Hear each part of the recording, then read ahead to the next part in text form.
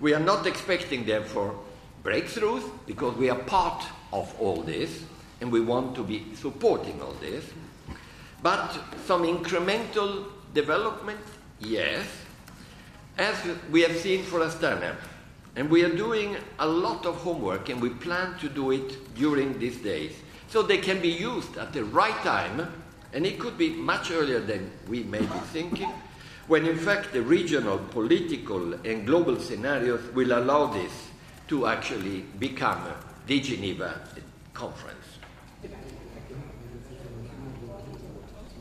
Today we had preliminary meetings with the government delegation led by Ambassador Jafari, with a special, very special meeting with the P5 representatives of the Security Council here in Geneva, where we explained basically the scenario and what could be our own aim. And we received, I must say, and I felt comforted, strong unified support to the Geneva approach and to our own intentions.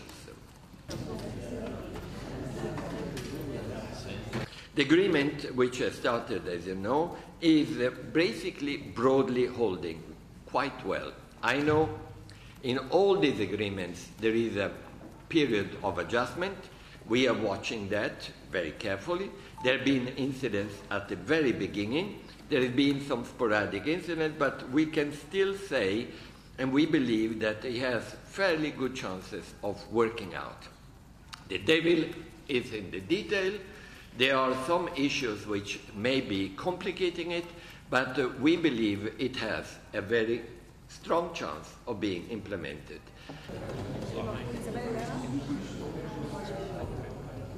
I think perhaps we are witnessing a phase of simplifying the most complex conflict of our time.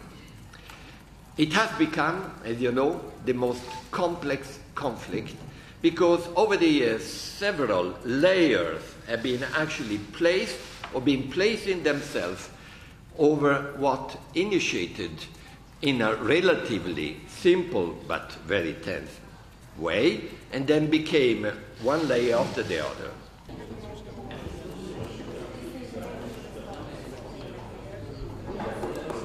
First one, apart from the common understanding of everyone that no way that chemical weapons should be allowed and should be able to be used in Syria, it is Daesh and other terrorist organizations, Brussels, St. Petersburg, Paris, London, Sinai, Istanbul, Tunis, Stockholm, Sydney, Ottawa, Berlin, Iraq cities, Syrian cities, and a reminder of many other places are all a reminder that the global community, the leaders who are attending Hamburg, and the leaders who are actually talking to each other, are clearly focusing on this as a major priority. Can we blame them?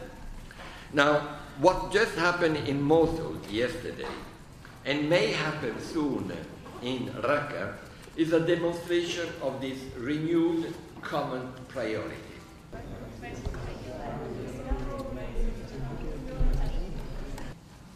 The second, almost parallel priority is the escalation. The escalation is what the Syrian people have been asking, begging everyone, including the UN, for a long time. Hence our own support for the Astana process, which is mutually reinforcing the Geneva one, and what has been the three areas which are being identified as the escalation area, and of course our support to the South-West Agreement announced in Hamburg. This de-escalation process needs, however, to be considered as interim. Let me underline the word interim. And with a clear understanding that it's not going to undermining ultimately the Syrian national unity, territorial integrity. Otherwise, this means partition. And I know this is something that no one, at least people we talk with, would like to see.